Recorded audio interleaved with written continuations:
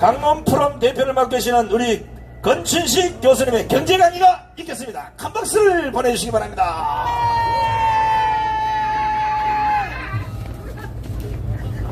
저는 경제학자이기 때문에 경제 얘기만 하겠습니다. 여러분, 국민혁명의장이신 정광훈 목사님께서 얘기하신 G2 국가를 가능하다고 생각하십니까? 예. 정말 저도 경제학자로서 그간에 많은 고민을 했습니다만 드디어 객관적인 자료들이 나왔습니다. 우리나라가 G2 국가가 될 수 있다는 근거가 나왔습니다.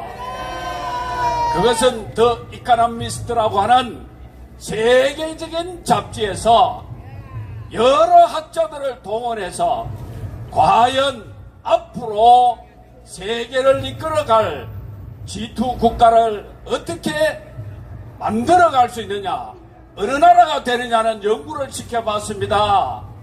물론 G1 퍼스트 국가는 계속해서 미국이 갈 것이라고 연구 결과가 나왔습니다만은 G2 국가는 다르게 나왔습니다, 여러분.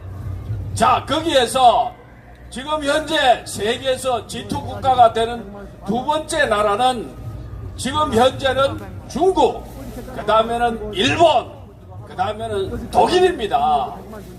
이 세 나라가 다 지금 어렵습니다. 정말로 어렵습니다. 중국은 허장성세 1대1로라고 하는 허장성세를 하다가 세계 빚더미에 앉아있는 나라가 됐고 계속해서 독재를 하다가 움직일 수 없는 빚더미 국가가 되었습니다. 세 번째 나라는 일본인데 일본은 정직하지 못한 경제 정책을 했기 때문에 환율에서 엉망진창이 되고 금리를 제대로 정직하게 다루지 않아서 일본 사람들은 인플레이션 때문에 지금 죽을 맛이 되어 있습니다. 나라가 진 빚을 국민에게서 인플레이션으로 국민에게 짊어쥐어서 국민은 가난하게 만들어서 그것을 빚을 갚고자 하는 정책이 일본으로 나가고 있습니다. 그래서 일본도 희망이 없습니다.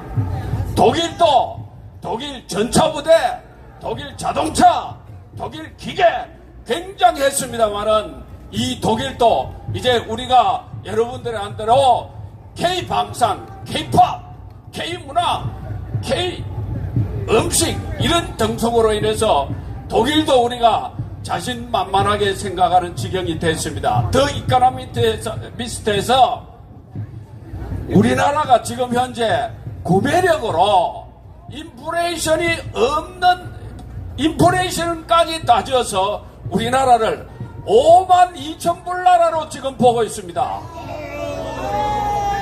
지금 객관적으로는 3만 불이라고 그럽니다. 1인당 GDP가 3만 불인데 3만 불이면 일본하고 지금 객관적으로 같습니다. 그런데 인플레이션을 감안한 구매력으로 평가해보니까 한국이라는 나라는 52,000불이 지금 되어 있는 나라가 됐습니다. 왜 이런 나라가 됐습니까? 윤석열 정부가 들어와서 지난 1년 반 동안에 정직한 나라로 만들었기 때문입니다. 지난 5년 동안에 정광훈 목사님이 광화문을 통해서 정직한 나라 만들자, 대한민국 한번 잘 만들어보자, 잘 살아보자 하는 운동의 결과입니다, 여러분. 자, 52,000불이 됐다고 하는 것은 어떤 의미를 가르냐? 일본은 지금 현재에 우리나라 인구보다 2.5배 정도 됩니다. 일본 인구가. 그런데 지금 현재 우리나라가 일본이 3만 불이고 우리나라가 52,000불이니까 6만 불만 가면 일본의 1인당 GDP로는 배가 되는 겁니다. 배. 그것은 어떤 결과입니까? 곧 우리나라 5천만이 일본의 1억 2천만을 능가하는 시대가 온다는 뜻입니다, 여러분. 그러니까 G2는 우리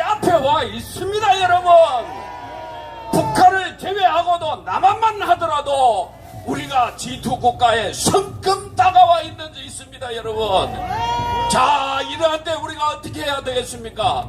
소주성 문재인 정권의 소득 주도 성장은 우리에게 두 가지를 남겨놓았습니다. 윤석열 정부에게. 그것은 한 가지는 국가 부채가 1000조에 해당하는 천문학적인 다른 나라보다도 급격하게 국가 부채를 증가시키는 나라로 만들었습니다. 이것을 지난 1년 반 동안에 계획 속에서 균형 예산이라는 용어를 가지고 계속해서 나라 살림을 다잡기 때문에 1년 반이 지금 현재의 우리나라 경제는 국가적으로 탄탄해졌습니다, 여러분. 기업 부채가 증가했다고 거짓말합니다만은 앞으로 금리가 내릴 것을 보고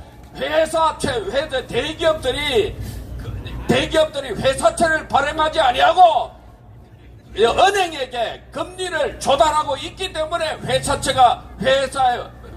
기업의 부채가 늘어난 것이지 절대로 잘못된 방향으로 늘어난 것이 아닙니다. 개인 부채는 늘어난 것이 없고 국가 부채는 오히려 탄탄해졌기 때문에 우리 경제는 앞으로 G2 국가가 멀지 않습니다. 자, 또 문재인 정권이 우리에게 남겨놓은 것이 하나가 있습니다. 그것은 통계 조작국이라고 하는 어마어마한 불명예를 우리 경제에 던져놨습니다. 그런데 윤석열 대통령이야 많은 경제팀들이 이것을 고쳐야 되겠다 해서 곳곳에 국가가 정직한 나라 만들자, 있는 그대로 공표하고 있는 그대로 나가자, 편을 위해서 돈을 던지는 것이 아니라 정직한 마음으로 하면 국민이 알아준다. 우리나라의 국민의 민도, 국민의 윤리가 국가의 정책을 알아줄 정도의 민도가 됐다고 하는 이 희망을 가지고 나왔기 때문에 오늘 우리가 G2 국가의 문턱에 와 있는 것입니다, 여러분. 이것은 바로 민도를 얘기합니다. 일본의 국민보다 여러분들이 훨씬 더 훌륭합니다. 왜냐하면 일본은 국민들에게 인플레이션을 가지고 환율을 가지고 국민들을 거지 국민으로 만드는데도 불구하고 일본 국민들은 모르고 속아 넘어가고 있는데, 여러분들은 정직한 나라, 정직한 대한민국을 만들어야 우리가 세계에 무역을 하고 세계에 팔아먹으면서 우리가 무역으로 살아갑니다고 여러분들에게 호소했을 때에 여러분들은 지난 1년 반 동안에 그것을 참고 견디어줬기 때문에 G2 국가에 문 앞에 와 있는 것입니다, 여러분. 이것을 완결하게 고쳐내려고 하면은 내년 4월 10일 날 200석을 해야 됩니다. 왜냐하면 국회에서 입법으로 이것을 만들어내 주지 않고는 아무리 민도가 높아진다 한들 국회에서 악법을 가지고 대로 퇴보하는 거짓 나라로 만들어가고 있기 때문에 내년 4월 10일 날은 반드시 우리가 승리하는 그런 선거 전략을 가지고 여러분들 임해 주셔야 될 것입니다. 감사합니다.